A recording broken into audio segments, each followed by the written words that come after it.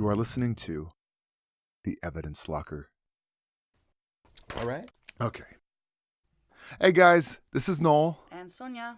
And we want to take the time to thank you for listening to The Evidence Locker. Your support has honestly been overwhelming, and we cannot believe all of the interest and the feedback. But as each episode takes considerable time and expense for us to create, we've made the decision to include advertisements to create a source of income for ourselves. We also have a Patreon page with supporter tiers starting at $2. For bonus content, ad-free episodes, and more, check us out at patreon.com/evidencelocker. Or follow the link on our website, www.evidencelockerpodcast.com. We're looking forward to bringing you more episodes every week, and thanks again for supporting the Evidence Locker. Today's episode is brought to you by Audible. Audible is offering our listeners a free audiobook with a 30-day trial membership. Just go to audibletrial.com/evidencelocker and browse the unmatched selection of audio programs. Download a title free and start listening. It's that easy. Go to audibletrial.com/evidencelocker. Our cases have been researched using open source and archive materials. It deals with true crimes and real people.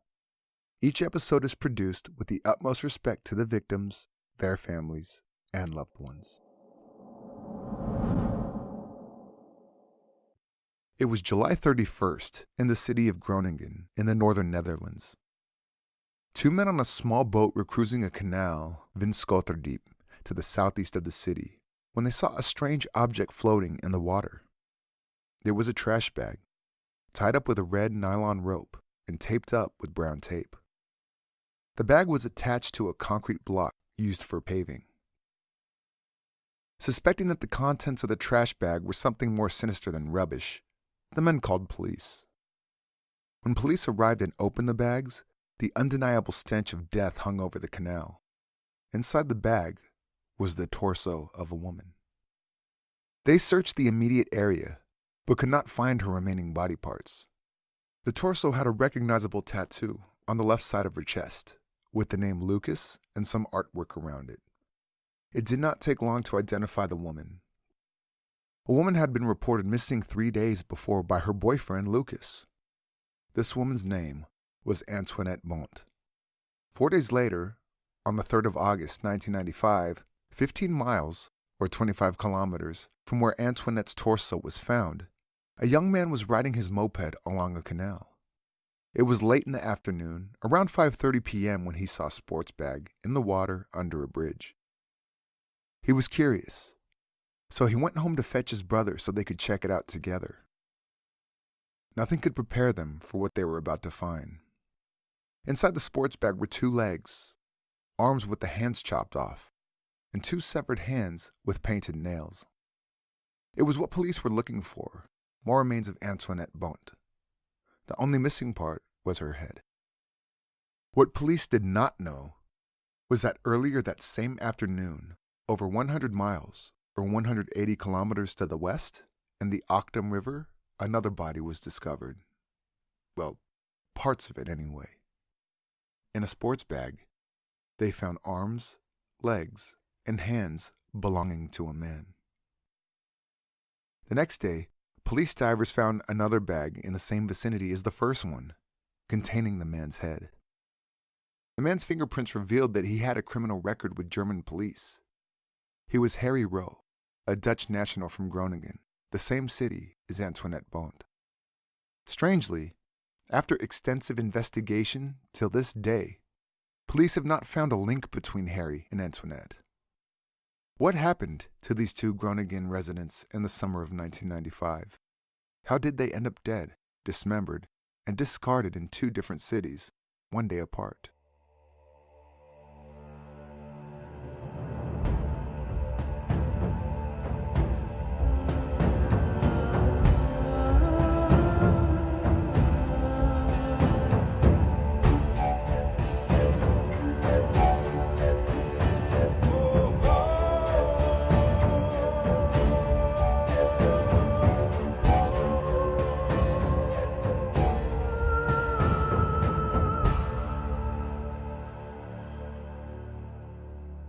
Antoinette Bont was a lost soul who fed her drug habit by working as a prostitute in the city of Groningen. She was born in Groningen in 1971, but did not have a very happy childhood. She was raised by her aunt until she was 7 years old, then moved back to her mom and stepdad. This did not work out. Her mom worked the streets as a prostitute and was not fit to care for a child. Antoinette's stepdad was a drug dealer. Before long, Antoinette got caught up in the same world as her parents. At the age of 16, she was taken into a care home for children in the town of Almelo.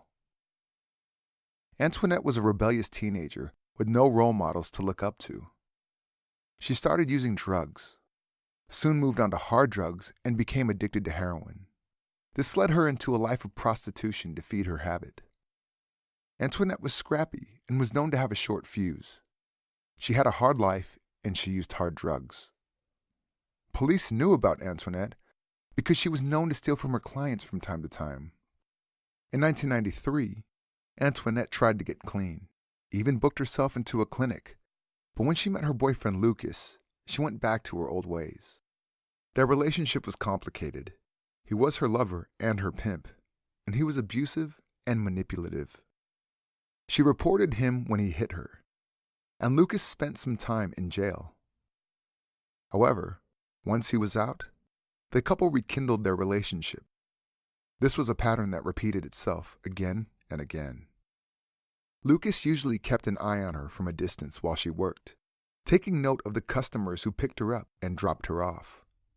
But on the night of July 26th, he dozed off just after 2 a.m.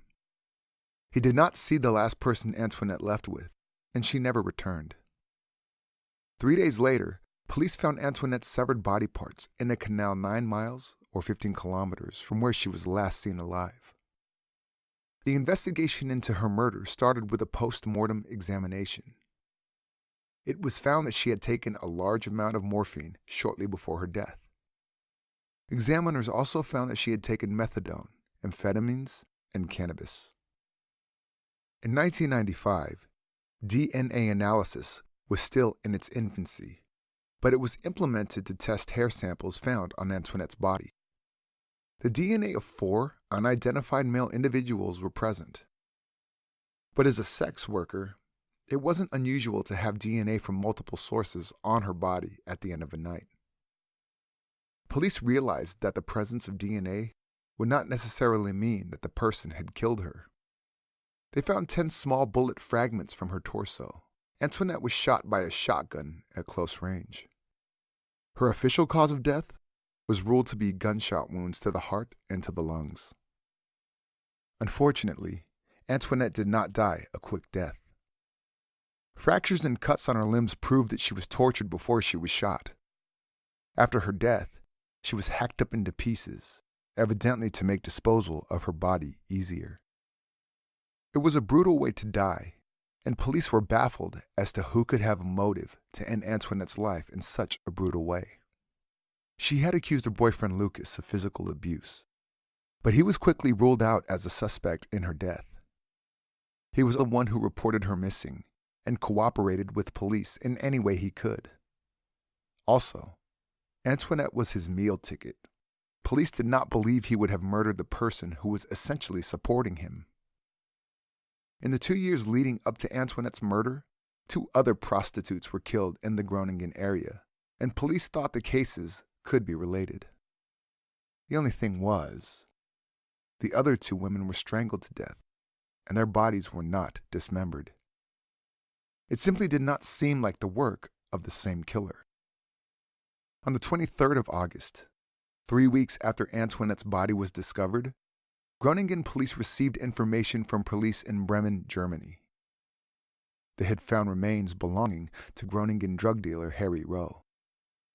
When Groningen police learned that Harry's dismembered body parts were disposed of in a river, in a sports bag, a day before Antoinette Bont's body parts were discovered in the same way, they felt strongly that the cases were connected. The similarities between the cases were puzzling.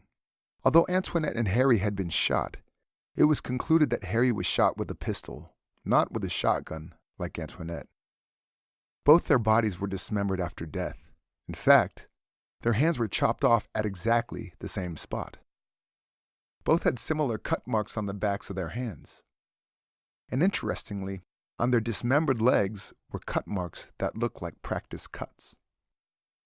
The human butcher tested the sharpness of a blade before commencing the grim task of dismemberment.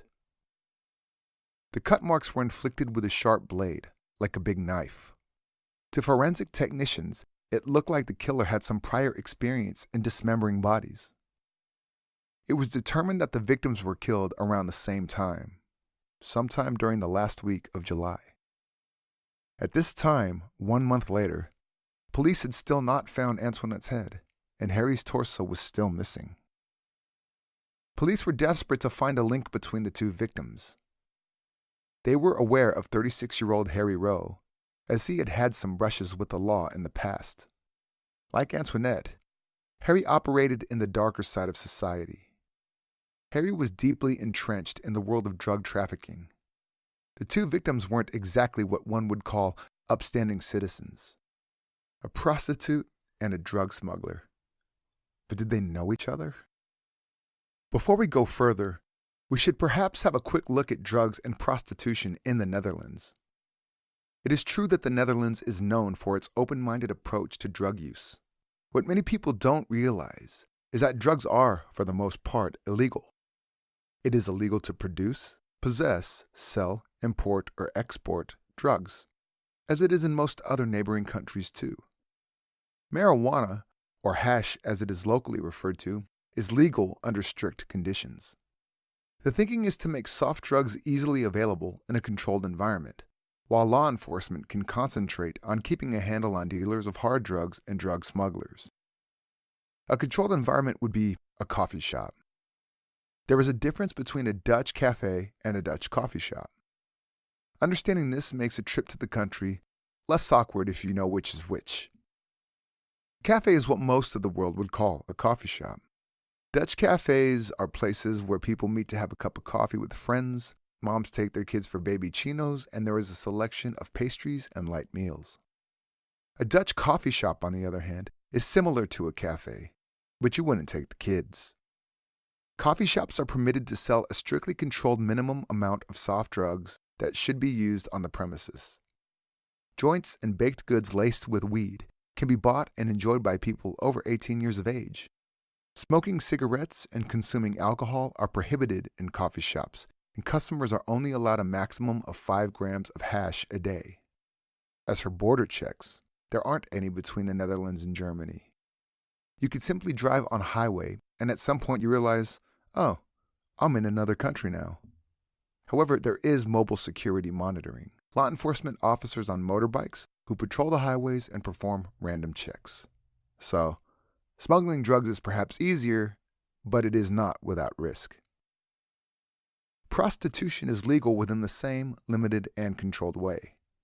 In Groningen, in 1995, the Tipple Zone was a 2-mile or 3.5-kilometer stretch of Bornholm Street, where prostitutes were allowed to sell their services legally. Prostitution in the Netherlands is recognized as a legal profession. The ban on brothels and pimping was brought in 2000 to reduce sex trafficking and ensure a safer environment for working girls. So our two victims, a drug smuggler and a prostitute, existed in the underworld, but on two vastly different levels.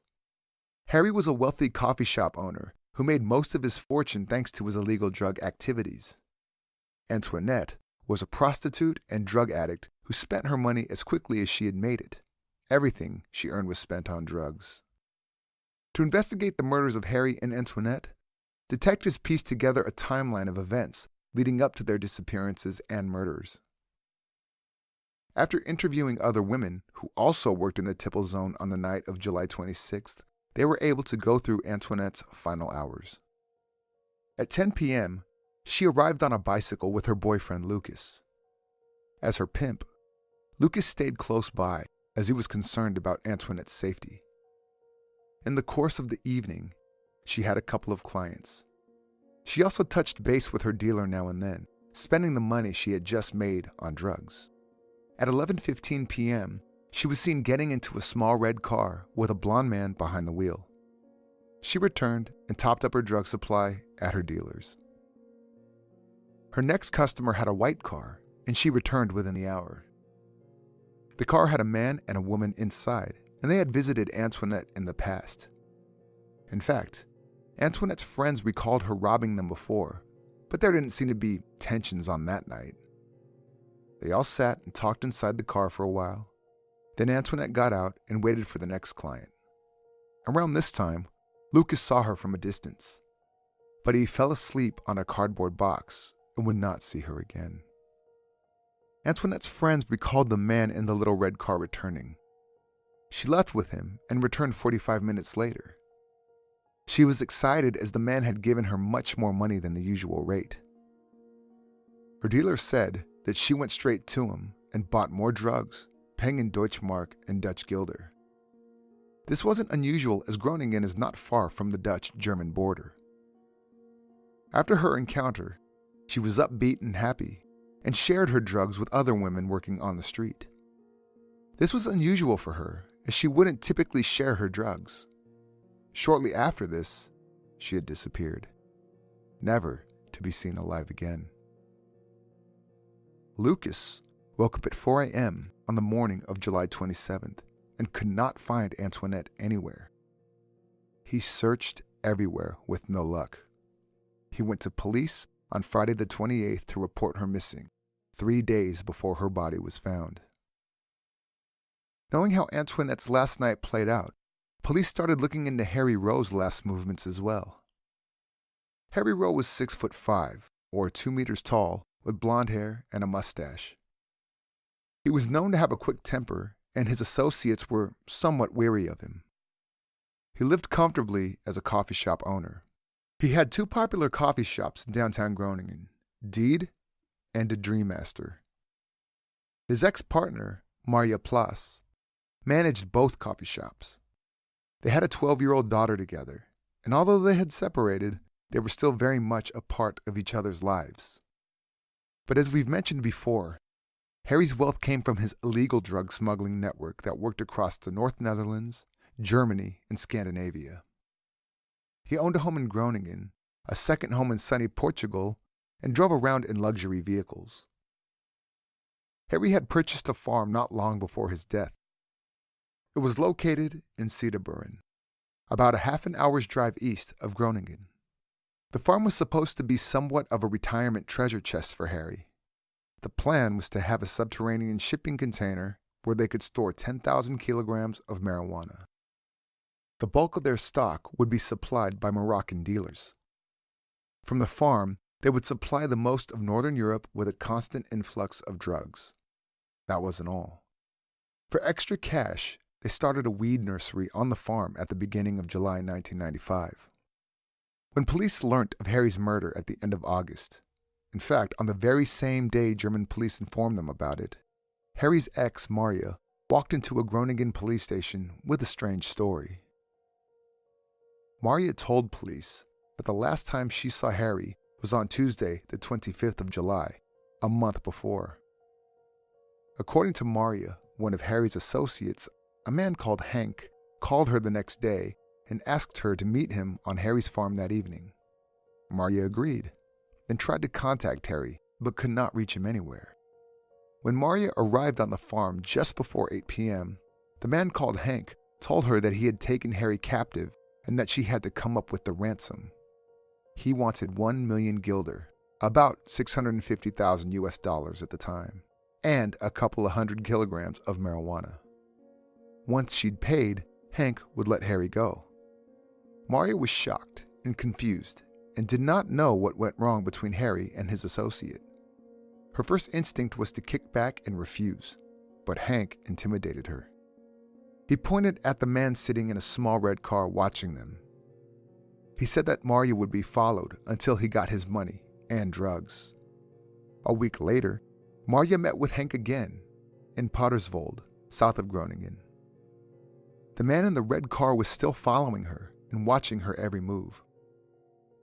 Marja refused to be intimidated and said she needed proof that Harry was still alive before she would pay. Hank simply said nothing, but he exchanged eye contact with the man observing the conversation from the red car. By the next day, Marya was desperate to ensure Harry's safety and decided to pay a portion of the ransom money to Hank. At this point, she was concerned for her own safety and the safety of her daughter. The exchange was done on Lane Bondstraat, a busy street in downtown Groningen. Marya had money in a bag, which she threw to Hank, who was sitting in his car as she walked past him. It was 3 weeks later, and there was still no sign of Harry. That is when Marya decided to report the kidnapping and extortion to Groningen police. Police found the timing very coincidental, too coincidental to feel comfortable about it. On the same day German police informed them about the discovery of Harry's body, before the news was made public, Marya decided to report him missing.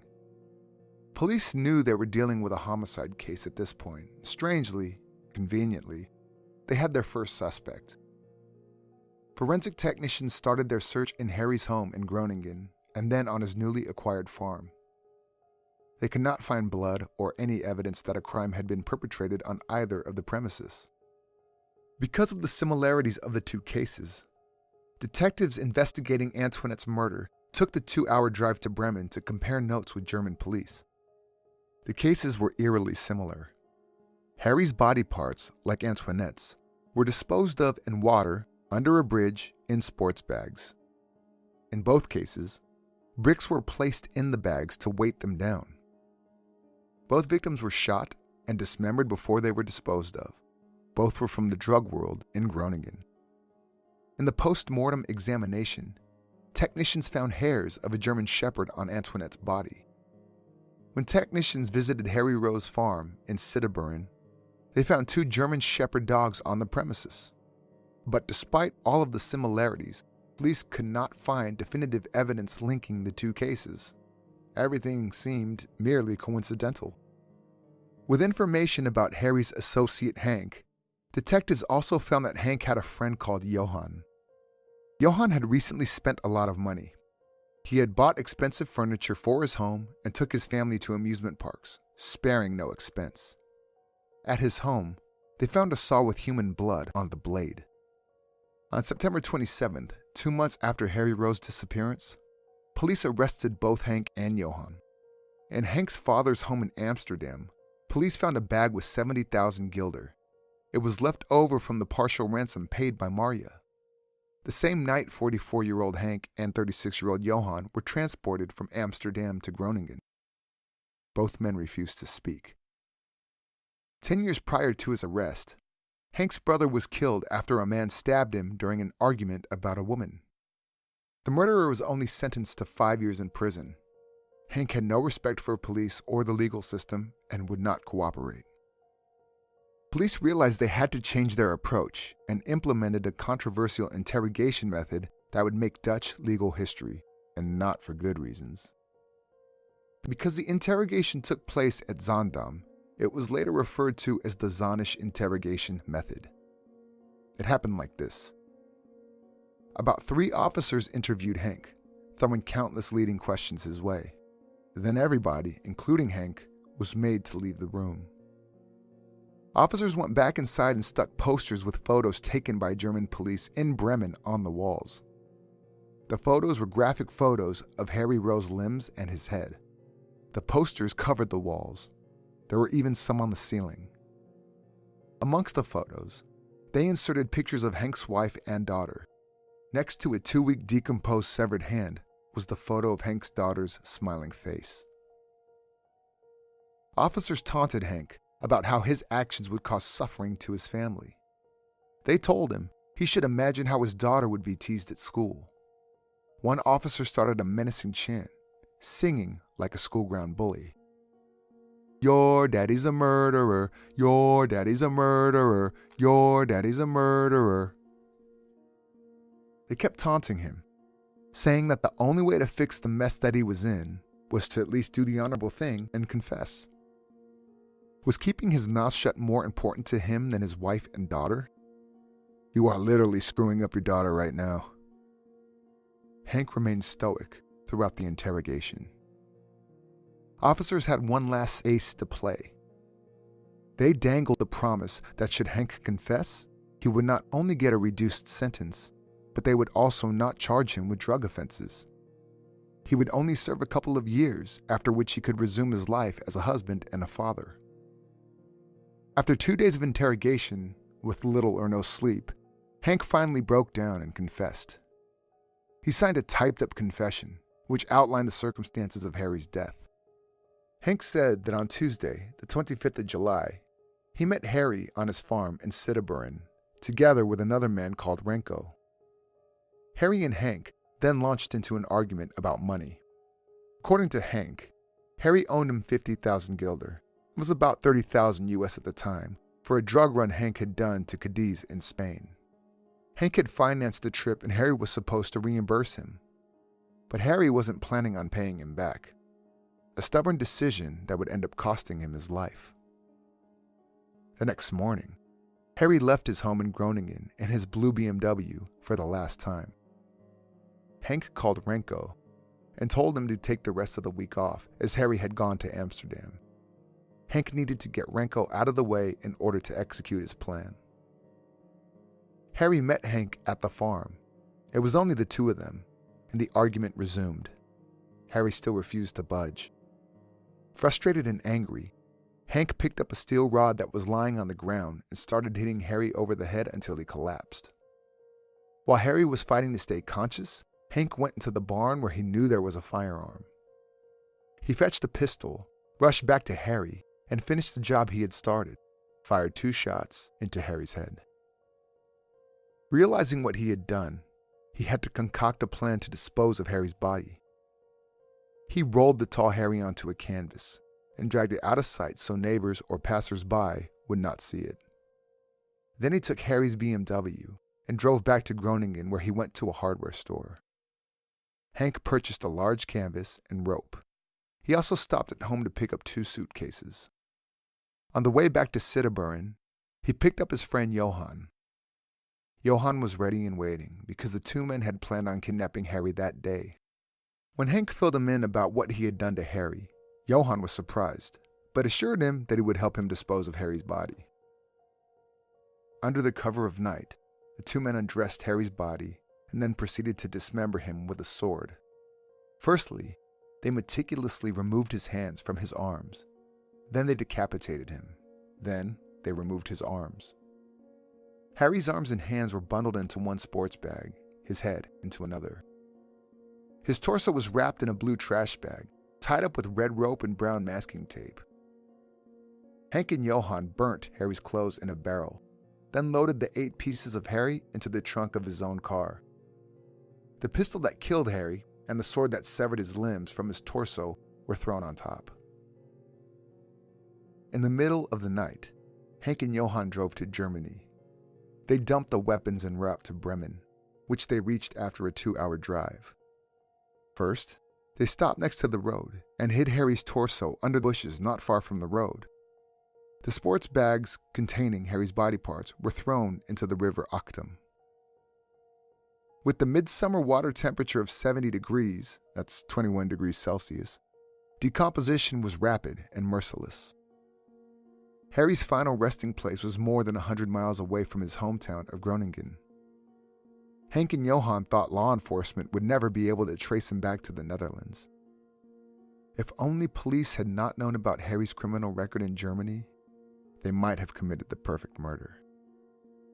With Hank's confession, authorities finally located Harry's torso, wrapped in a blue trash bag amongst some bushes off the highway between Groningen and Bremen. Police discovered that Johan had rented a red Ford Fiesta around the time of Harry's disappearance. Marja Plas said that he was surveilling her from that red car. Police couldn't help but wonder if it was Johan's rented red car that was spotted picking Antoinette up hours before her disappearance. With many contradictory statements, police found the task of sifting through truths, half-truths, and blatant lies impossible. Even just exploring the partial ransom Marja paid to Hank. Each one of them said it was a different amount. Marja told police that she had paid 125,000 guilder, but she confessed to a friend that it was 300,000. There was something else that made detectives uneasy about Marja. the detective that was assigned to protect her had become her lover. At first, officers thought their colleague Rob was deeply concerned about her safety. But it did not take rocket science to figure out that the two were embroiled in a steamy love affair. Police also decided to keep an eye on the charismatic Rob. He was always dressed in the best clothes and drove a flashy sports car. Some said he was quite the womanizer. When it came out that Rob and Marya had known each other before Harry's murder, detectives started questioning Marya, perhaps even Rob's involvement in Harry's death. Rob had a good work record in the police force. In the 1980s, he was tasked with overseeing Groningen's drug-licensed coffee shops. He became a trusted figure by the coffee shop community, and he was well-liked. This is also where he met Marya, who managed Harry's coffee shops. About a year before his murder, Harry had caused a scene at the police station where Rob was based. Harry burst through the doors and darted straight to Rob's desk. He warned Rob to stay away from Marya. "If this asshole detective doesn't keep his paws off my girl, I'll break his neck," he shouted as he was escorted out of the police station. Both Rob and Marya swore that there was nothing between them. Marya claimed that Harry got the wrong impression after seeing Rob talking to her at the coffee shop she managed. Harry's reaction at the time was irrational and unfounded. In 1995, in the course of the investigation into Harry's murder, Rob and Marya declared that they had no contact in the year before Harry's murder, and that their affair had only started after Harry went missing. Marya had called the police station and asked to speak to Rob specifically because she knew him from before. She told him about the kidnapping and about Hank's extortion and asked for advice. Rob supported her through the whole ordeal. It was a fair assumption that it was Rob that had told Marya that German police found Harry's body. Marya stated emphatically that she only learned about Harry's murder when she was at the police station to report the kidnapping. It was all a big coincidence, nothing more. After investigating the matter thoroughly, police found no evidence that the Marya-Rob connection contributed to Harry's death whatsoever. Rob remained in service, but was quietly and swiftly transferred to foreign service in a town called Skimda, near the German border. Rob and Marya eventually married. His bosses in the police warned him because Marya had drug connections. They were concerned that his connection with her was a conflict of interest. Rob did not care. Police had to let it go. They had a signed confession from Hank, and they knew how Harry Rowe was killed. The case was solved and prosecution was ready to take Hank and Johann to court. But Hank's defense lawyer, Louis de Leon, made a big noise about the manner in which he was interrogated. To cross psychological boundaries like they did was unethical and inhumane. When Hank went to trial a year later, the judge had to agree with the defense that the interrogation was done in poor taste. It was pure torture. Later in the same year, the Minister of Justice placed a ban on the Zonish interrogation method. It was declared psychologically intrusive and unlawful. Despite all the evidence against him and his own signed confession, Hank was acquitted of Harry Rowe's murder in 1996. His confession was deemed to have been coerced and was inadmissible in court. He only received a 5-year prison sentence for extortion and kidnapping. His accomplice Johann only received a 3-year prison sentence for his part in the extortion and intimidation of Marya. But the fight was not over. 2 prison guards testified that Hank confessed to Harry's murder while he was incarcerated. The case was brought to court again in the summer of 1997. This time, Hank was sentenced to 10 years in prison for the murder of Harry Rowe. Still, there were doubts about Hank's story. After his confession, a witness came forward and said that he saw Harry on Tuesday the 26th of July, 1995. This was the day that Harry was believed to have been murdered. According to the witness, Harry was in a car with 2 other men and looked scared, like he needed help. Perhaps there was some truth to Harry being kidnapped before he was murdered. Another witness said that a day before Harry's murder was made public in the newspaper, he had heard someone say that Harry was murdered in Germany. The question was Was Harry's murder a premeditated plan after all, and not the result of a heated argument as Hank had confessed? Were more people involved than police had originally thought? There was another man on police radar, a guy who went by the name of Stipp. He had no steady address but lived around Groningen. He worked at a butcher shop and was a frequent customer of prostitutes. His name had come up in the Antoinette Bond investigation too, but there wasn't enough evidence to link him to either of the murders. Police suspected that in the murder of Harry Rowe, Stipp was the one who was responsible for dismembering the body. His experience as a butcher would have come in handy, as dismembering a body is not a simple task. Rumors were doing the rounds that Stipp took his part of the extortion cash paid by Maria and fled to Brazil. Stipp has since died, and perhaps took the truth of what happened to Harry and Antoinette to his grave. If Stipp was involved, he could be the missing link between Antoinette, Harry, Hank, and Johann.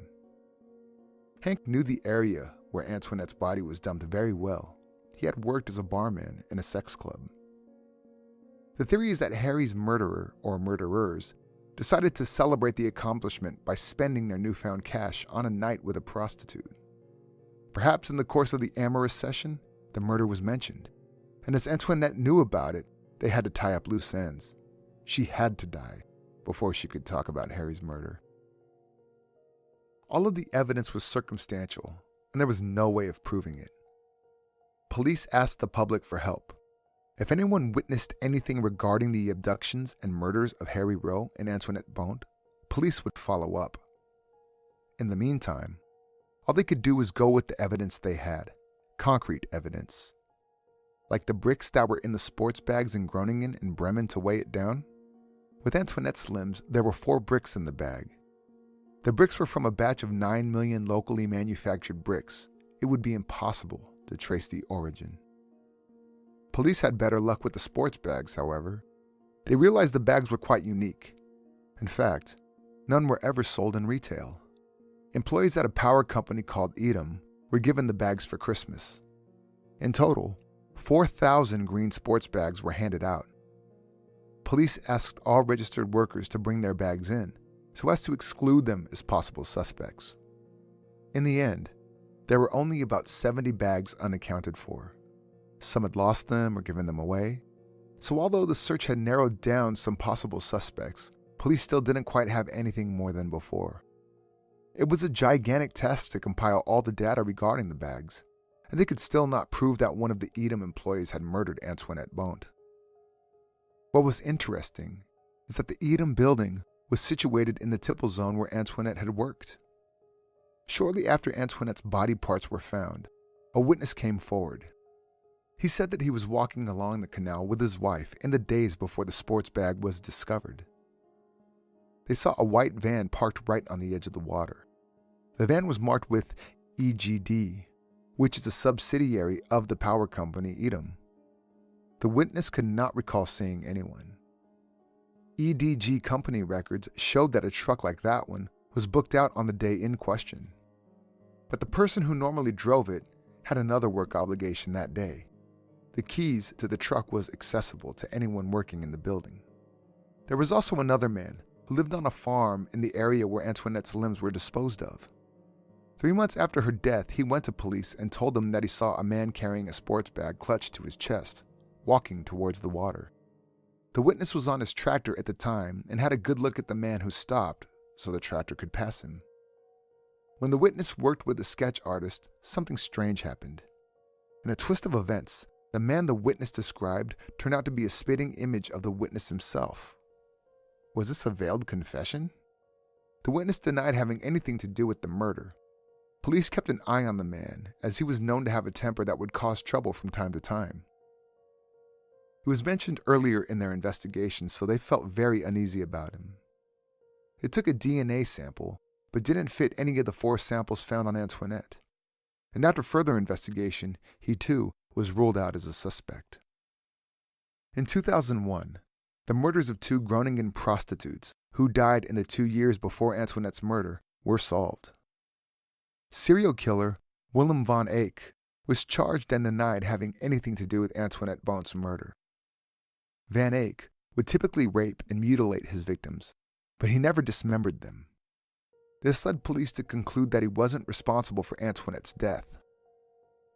Bizarrely, in 2003, 8 years after Antoinette was killed, information reached police that a Groningen man who frequented sex clubs had preserved Antoinette's severed head in his freezer.